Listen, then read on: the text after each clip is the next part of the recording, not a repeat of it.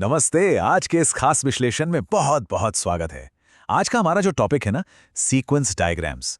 ये सुनने में थोड़ा जटिल लग सकता है, लेकिन यकीन मानिए आज हम इसे एकदम आसान भाषा में डिकोड करने वाले हैं।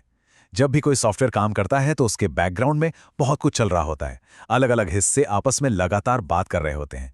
आज हम उसी अदृश्य बातचीत को, उसी पर्दे के पीछे के खेल को एकदम साफ साफ समझने वाले हैं। तो चलिए बिना किसी देरी के शुरू करते हैं। आगे बढ़ने से पहले जल्दी से आज का रोड मैप देख लेते हैं। हम शुरुआत करेंगे सॉफ्टवेयर का ब्लूप्रिंट बनाने से, फिर समझेंगे ऑब्जेक्ट्स और इंटरैक्शंस को। इसके बाद हम सीधे अपने मुख्य विषय यानी सीक्वेंस डायग्राम पर आएंगे, फिर समय और संदेशों के खेल को समझेंगे। इसके बाद सीक्वेंस और कोलैबोरेशन के बीच का अंतर देखेंगे और आखिर में बात करेंगे कि ये टाइमिंग इतनी महत्वपूर्ण क्यों है। तो चलिए अपने पहले पड़ाव की तरफ बढ़ते हैं, सॉफ्टवेयर का ब्लूप्रिंट बनाना। अब देखिए, बिना किसी पक्के प्लान या नक्शे के सॉफ्टवेयर बनाना बिल्कुल वैसा ही है जैसे बिना ब्लूप्रिंट के कोई बहुमंजिला इमारत खड़ी कर देना। सोचकर ही डर लगता है ना, चारों तरफ बस कंफ्यूजन ही कंफ्यूजन होगा। इसी बात को ऑब्जेक्ट ओरिएंटेड डिजाइन के बहुत बड़े एक्सपर्ट ग्रेडी बूच ने इस कोट में बेहतरीन तरीके से समझाया है। उनका सीधा सा कहना है कि किसी भी सॉफ्टवेयर को दुनिया के सामने लाने से पहले उसकी मॉडलिंग करना यानी उसका एक ढांचा तैयार करना सबसे ज्यादा जरूरी है। एक अच्छा मॉडल सिर्फ गलतियों को ही कम नहीं करता, बल्कि ये भी पक्का करता है कि सिस्टम असल दुनिया में बिल्कुल वैसे ही काम करे जैसी उससे उम्मीद की जा रही है। और इस ब्लूप्रिंट को बनाने के लिए जिस भाषा का हम सबसे ज्यादा इस्तेमाल करते हैं वो है यूएमएल यानी यूनिफाइड मॉडलिंग लैंग्वेज।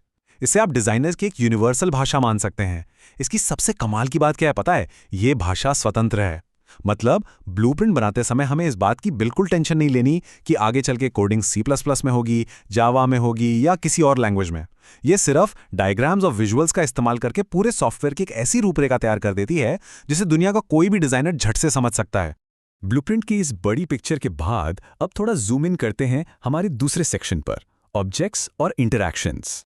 किसी भी एक्टिव सिस्टम को चलाने वाली जो सबसे अहम इकाइयां होती हैं उन्हें हम ऑब्जेक्ट्स कहते हैं। ये कुछ भी हो सकते हैं, कोई कार, एक स्टूडेंट का रिकॉर्ड या फिर कोई बैंक अकाउंट।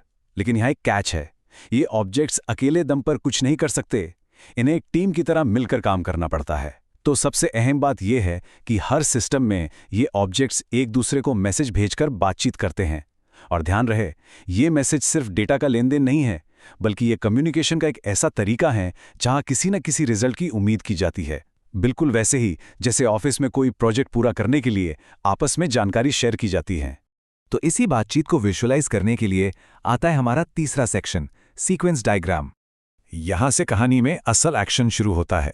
जब ऑब्जेक्ट्स आपस में बात कर रहे होते हैं ना, तो ये जानना बेहद जरूरी हो जाता है कि वो बातचीत किस ऑर्डर में या किस क्रम में हो रही है। यहीं पर सीक्वेंस डायग्राम हमारा सबसे बड़ा हथियार बनता है। ये हमें बिल्कुल सटीक तरीके से दिखाता है कि कौन सा कॉल या मैसेज किस ऑब्जेक्ट से निकलकर कहां जा रहा है, और सबसे जरूरी बात, वो कब जा रहा है। ये सिर्फ ये नहीं बताता कि कौन किससे बात कर रहा है, बल्कि ये समय के प्रवाह को मैप करता है। इसे किसी फिल्म की स्क्रिप्ट की तरह समझिए, जहां हर डायलॉग की टाइमिंग एकदम परफेक्ट होनी चाहिए, वरना पूरा सीन ही खराब हो जाएगा।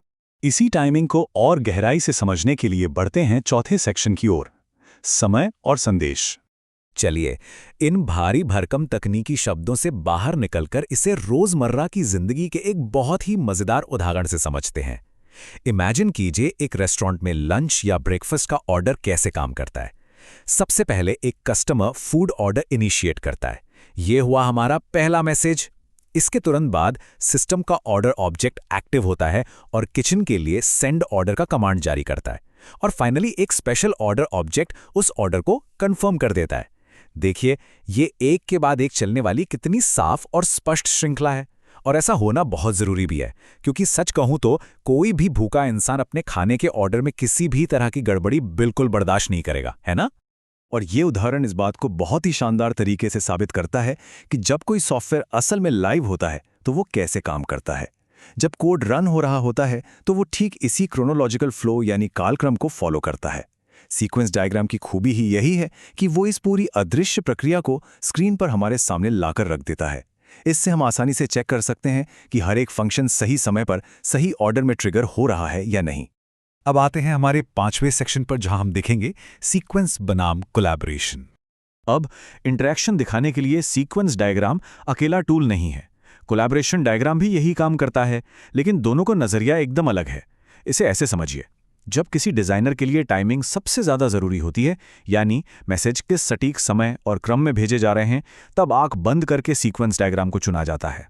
लेकिन दूसरी तरफ जब मेन फोकस इस बात पर हो कि ऑब्जेक्ट्स का आर्किटेक्चर कैसा है, वो आपस में फिजिकली या लॉजिकली कैसे जुड़े हुए हैं, तो वहाँ कोलैबोरेशन डायग्राम बाजी मार ले जाता है। दोनों के अपने अपने अलग और बेहद महत्वपूर्ण रोल हैं। और अब हम पहुंच गए हैं अपने आखिरी सेक्शन पर, समय क्यों महत्वपूर्ण है। अभी तक हमने जो भी बात की वो कोई किताबी ज्ञान नहीं है। असल दुनिया में बड़े बड़े सॉफ्टवेयर बनाते समय इन सिद्धांतों का जोर शोर से इस्तेमाल होता है। स्टार यूएमएल, आर्गो यूएमएल और मैजिक ड्रॉ जैसे बेहतरीन और आसानी से मिल जाने वाले टूल्स का उपयोग करके इन पावरफुल टाइम सीक्वेंसेस को मॉडल किया जाता है। ये टूल्स किसी भी टीम के लिए अपने सिस्टम के मैसेज फ्लो का नक्शा बनाना बेहद आसान कर देते हैं। और मजे की बात बताऊं, इनमें से कुछ टूल्स तो इतने एडवांस्ड हैं कि वो इन डायग्राम्स को देखकर सीधे कोड तक जनरेट कर सकते हैं।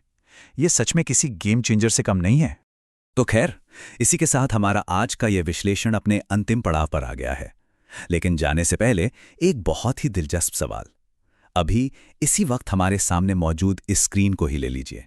जरा सोचिए, इसे इतनी स्मूथली चलाने के लिए बैकग्राउंड में कितने सारे ऑब्जेक्ट्स किस कमाल की सटीकता के साथ और किस टाइम सीक्वेंस में एक दूसरे को लगातार मैसेज भेज रहे होंगे। हमारी रोजमर्रा की तकनीक को ताकत देने वाली इन अदृश्य टाइमलाइंस की दुनिया वाकई में बहुत गहरी और हैरत अंगेज है। आज के इस विश्लेषण में साथ जुड़ने के लिए बहुत बहुत धन्यवाद।